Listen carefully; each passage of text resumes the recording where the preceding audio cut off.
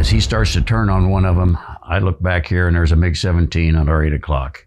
And he's tracking this and he's starting to shoot his 37 millimeter at us. And I yelled, Mugs, 8 o'clock, tracking and shooting. And do some of that pilot stuff up there. And so that was it. So we started going in there, following the controller's directions so to keep us going toward the MiGs. We had radar, but the F-4B aircraft, its radar was not very good over land. It got all the ground return. It was designed for over water intercepts. So you got a lot of ground return, so it was hard to pick out the targets as you were going over land. We just kept following the controller's vectors as we were going in there. All of a sudden, I got a lock. I got a contact on the radar, and I couldn't lock it up because of the ground. But the closure rate between the MiGs and us was so fast that by the time Muggs called out, he said, on the nose, 2 to 7 miles or something like that. He said, I have a 2. And so we're flying combat spread. Here, Muggs and I are in the lead here, and Rookie and Ken Crandall are wingmen over here, about 1.5 miles apart, separated. And as we going in like that, Muggs called, okay, cross turn, meaning we were going to cross turn. When the MiGs came right down between us, we cross turn to get on their tail, going this way. He says, cross turn, we'll go high, you go low. Rookie went down, and we went high. Well, what we didn't do, we had our fangs out, and we made a mistake. That's the way it is. Because you should clear behind the MiGs before you turn, because make sure there's nobody else coming. Well, lo and behold, their plan was there were 4 MiG-17s trailing these 2 MiG-19s in there. And their plan was for us to turn on the 17s, which we did. And then we would be between them, and then these 4 here could shoot us down.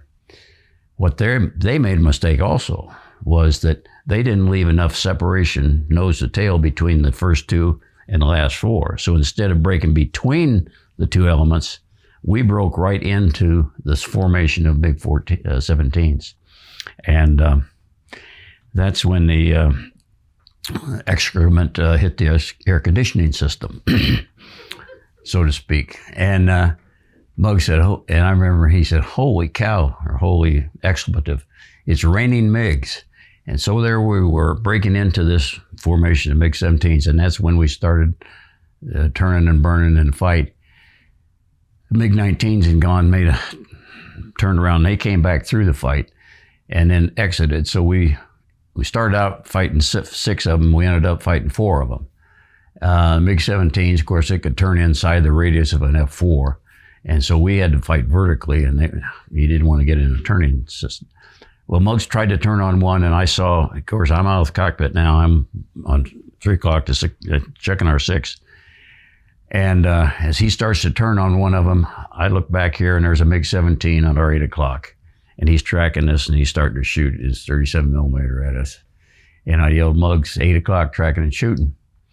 And do some of that pilot stuff up there. And so as he's turning this one, he looks back like that, and again, he realized that, this was the real threat, and he was closing. And he maneuvered that airplane so violently that it actually departed controlled flight. And the Phantom just did a backflip. We went nose over tail as this MiG back here. And I'm trying to keep track of the MiG, and I'm going like that. And I said, what in the hell are you doing up there? I've lost the MiG. And when we'd done a backflip, and the MiG, of course, went on running by us. He finally pulled out like that, and there's a MiG right in front of us. So we take a shot at him. He sees it coming, and he defeats the missile. We turn around a couple more, and we got in position to shoot another one. Again, the missile he defeated it. So here we are. We had four sidewinders, and we'd already taken 2 shots and missed. I thought, oh God, this can be a great day. And then, of course, I'm back here, and then I see one at 4 o'clock. And Muggs, 4 o'clock, tracking and shooting, and there's another one. So Muggs pulls real hard on me like this, and this guy just turned up like this. And the MiG-17 has a big bulbous nose, and Muggs knew that when he got in a position like that, he couldn't see over his nose to see what we were doing. because Muggs had been part of exploitation program called Have Donut, Have Drill, and he had actually flown one of those MiG-17s in that program, so he knew what it would look like from the inside of the cockpit out. And as soon as that guy turned up like that, Muggs went into neutral, put full forward on a stick, and just started pulling negative G's, and we just started building separation between these two. All of a sudden, this guy, he realizes, hey, they should be coming out here pretty soon where I can get a shot at them, I guess. And he starts looking like that. By that time, we had made enough separation like that, and we rolled back in behind him like this, and got a dead shot right up and blew his tail off, and he ejected. So then we started looking around. We don't see anything. In the meantime, while we were doing our stuff up above, poor Rookie and Ken, they had gone down, and they had a MiG on their tail the whole time we were fighting up there, chasing them at treetop level. We saw him coming, so we called him across, say, bring him east or west or whatever it was, and then we rolled down behind. Here's Rookie, here's the MiG, here's us. And he said, keep turning. He turned the MiG there, and we got our second kill. So we got 2 kills in one dogfight against 6 MiGs, and came back to got the hell out of Dodge after that. We didn't see any more action, and tanked and got back to the ship, and saved Rookie from getting shot down. And we got back and went to the wardroom, had 2 desserts. Okay, how different is carrier aviation now compared to when you were in the Navy? Well, for one thing, it's a heck of a lot more technologically advanced than what we were flying. I mean, I look back on it, it's been almost 50 years since my first combat cruises. And, the technology today is 100 times what it was. It was almost like we were flying Model Ts, and these guys are flying Teslas. So it's the advance into that, I think, is the biggest thing I see. As far as the people doing it, I don't see a heck of a lot of difference. Excuse my verbiage there. I see the youngsters today, they still got the fighting spirit, they still got the camaraderie and all that. So I always when talking about, I've sometimes been asked to speak to groups, and I developed a saying, I think naval aviation is just like a track relay team. Every runner in the team has to carry the baton one time around. In naval aviation, every era carries the baton at one time around. And so over 100 and some years of naval aviation, no era has ever dropped the baton yet. Well, we've juggled it and fumbled with it a couple of times, but so far the baton has never.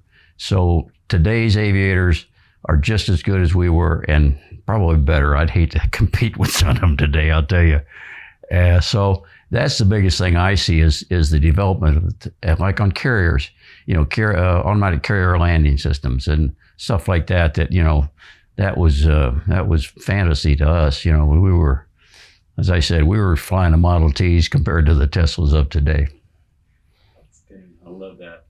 Okay, what was the one thing you loved about carrier aviation? I might have said that, but is there anything else that if you had to name one thing, what's the one thing you love about carrier aviation? Well, the one thing, I guess it's hard to say one, but I would say the challenge of being, flying off of a carrier and landing on a carrier. Although I'm a backseater, I was a Rio and F4s. That's the most challenging flying there is anywhere. I mean, the Blue Angels might contest that, but flying on and off a carrier with all the demands and everything on landing on 4.5 acres of flight deck, with the target being about the size of a tennis court, to me that was exciting. And one of the things I would say also that what I enjoyed was the sense of teamwork and the camaraderie of those you were working with. Not just the officers and the flyers, but from the ordnance people that put the missiles and bombs together and put them on the airplanes, to the people who operate on that 4.5 acres of dangerous while you're flying there. Everything has to work. It's like a Tchaikovsky ballet. Everything has to work right, or else it doesn't work at all. Love these answers. Okay, how about what's the one thing you didn't like about carrier aviation? Night landings. I can expand on that if you want to. Please. Well, I don't know. Just coming in at night, and on a black ass night, it's like flying up an elephant's ass. And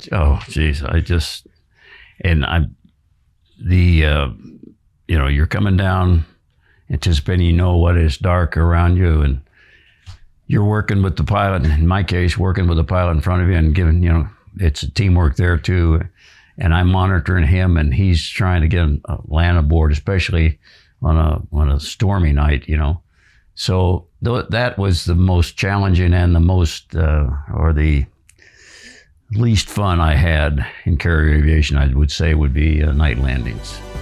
See and hear other icons of naval aviation tell their stories in our smash hit documentary, Legends of Carrier Aviation, now streaming on Amazon and Tubi TV.